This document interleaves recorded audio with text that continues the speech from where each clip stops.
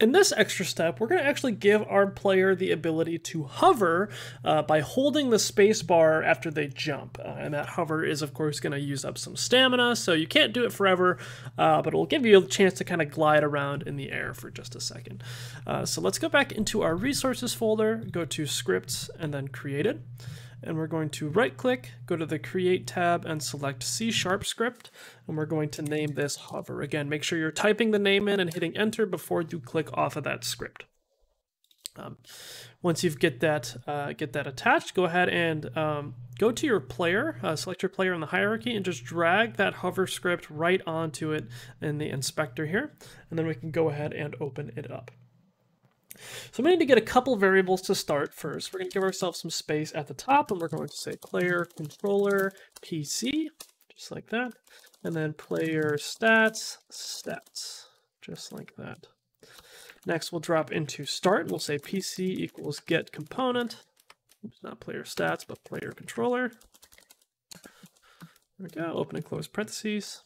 And then stats equals get component player stats. There we go. Now we need to drop down into update. We're going to process some inputs here. So we're going to use some conditionals, some if statements.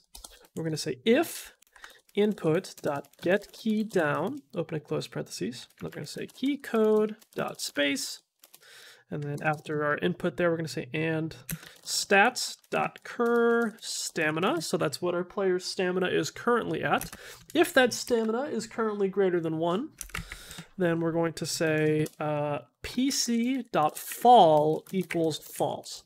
And that pc.fall, this is a Boolean value that tells our player controller that it can currently fall, that gravity can't currently act on it. So by setting that to false, we're telling our player controller that it cannot be affected by gravity. If not, or exclamation point, pc.fall. So that means if pc.fall is false, then what's in this if statement will run. Because again, the exclamation point flips a Boolean value. So if this is false, the exclamation point makes this whole statement true, and therefore the code in our if statement will run. We will say stats.use stamina, stats.max stamina over 2f, so divided by 2f slash there, divided by 2f times time.delta time.